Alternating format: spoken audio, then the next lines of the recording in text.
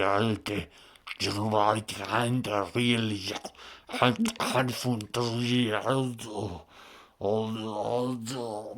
Hello!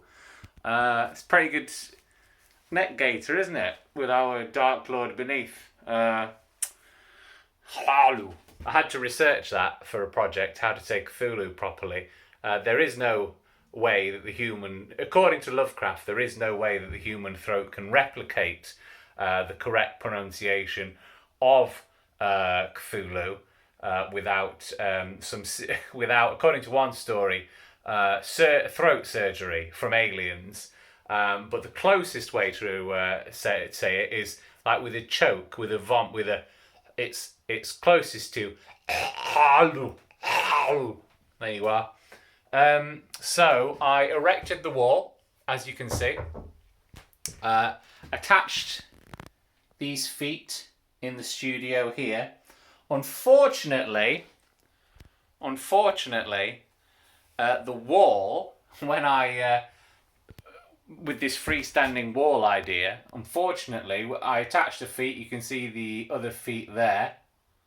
It transformed into the evil Lord Wobulon, and my intention is to be hanging acoustic panels from it, such as these, which I've been constructing. These are the two up on the wall at the moment, and this area here is going to be my sound booth. And over here is going to be an acoustic blanket curtain. Unfortunately, I just didn't feel safe hanging these, which are not super heavy. They're not like, you don't go oofed when you pick them up, but also they are too heavy to attach on a free floating thing like this. So these brackets here have been put into good use, as you just saw, there and there. I haven't added any other brackets to get them in. Also spent some time to get it flush with the wall. You can see there's a rather annoying raised skirting board type situation here. So I popped out to on one of my trips to B&Q in Kirkcaldy, which allows me to not go over to Edinburgh, where the COVID levels are different. It allows me to stay within the same designated sector. Bought myself some wood chisels, didn't I? And spent some time. I don't know if you'll be able to see this. Oh, I don't know. Chiseling away there. And so I could get the foot in, because the feet were staggered, you see. The feet couldn't be on exact opposite sides of each other because the screws had to go through, and I wanted the screws fairly deep into this wall so it would hold it nice and solid. So they couldn't be next to each other because the screws would meet in the middle and they wouldn't go in either side. So only one foot could be right up at the edge of the board, of the wall, and that meant that I had to chisel away at this entire section of skirting board to slide it in. So yeah, so the plans have changed. Again, it's kind of an evolving project. I'm actually very anxious about it because this is my job and a lot is riding on it. But I am also, as it slowly takes shape and I find that things are slowly working, I am quite enjoying as well figuring it all out. So I've also bought the biggest screws you've ever seen, which means it's a bit of a tip in here. Look at those absolute monstrosities. Look at them. Good grief. Do some real damage with them. They are going to go through these big holes here. particularly large ones, which are going to further all the way along. You can see these aren't quite central, which means that it's going to be drilled into the floor as well, further stabilising, because I don't want to take any chances at all. My desk was meant to arrive 2 days ago. Yesterday. And I was going to spend the time putting it together yesterday instead of fixing the wall up. But they sent the wrong desk and they had to pick up the parts and redeliver it this morning, which meant this morning's time was actually spent securing this to the wall. I don't think I'll need brackets at this side, to be honest with you. I think that's going to be all right with all the other, when it's nailed to the floor and we've got brackets at the other side. It'd be nice to keep this clear. But if necessary, I can put it on. But yeah, I was going to assemble the table in here, but I guess we'll just have some more fun and games putting it in this very tight confine as well. And the other issue with that is now that I've got to keep this as a permanent wall, I measured the table legs, how far they stick out. They come out about here.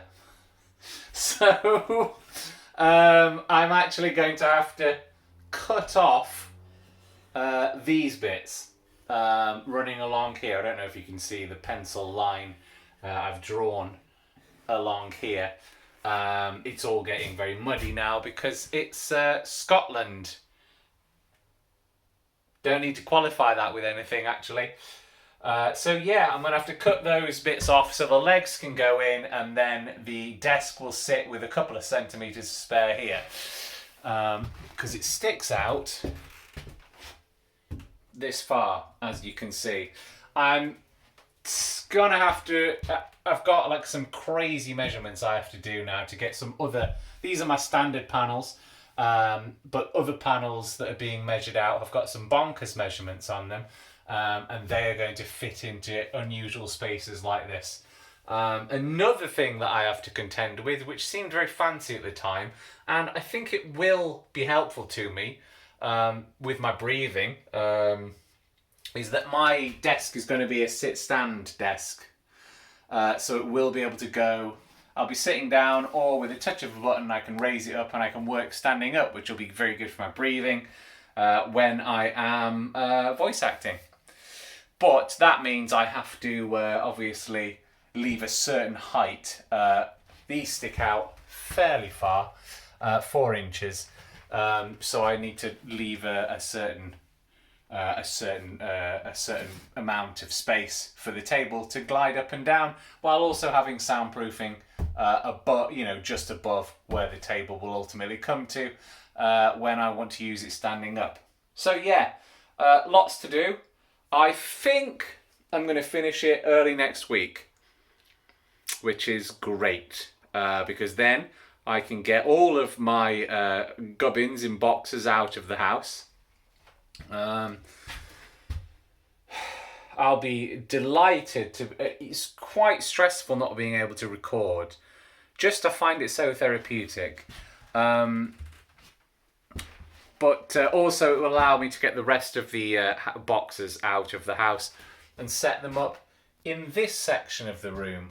This section being what will be my hobby area, where I'm going to paint my little toy soldiers and have an airbrush set up. So it'll be a nice little situation.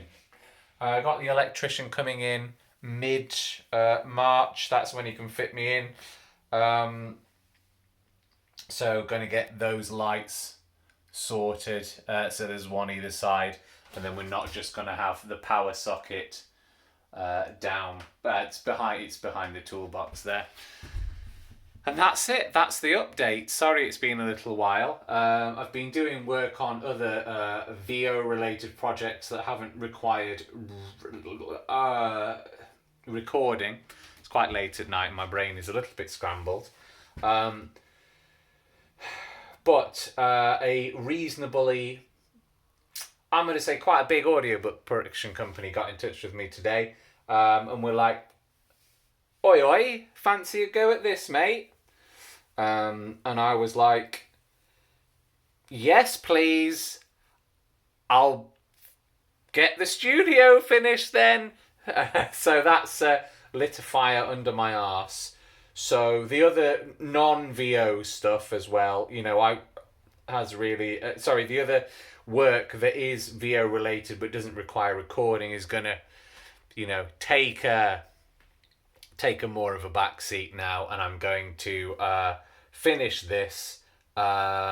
Finish a load of other stuff for clients that I've got that I need to take care of, and also fingers crossed, work on a new audiobook for quite a large publisher. So that would be a delight. That would be a great way, a fresh project to christen the booth with, or the room, as it is no longer just a booth.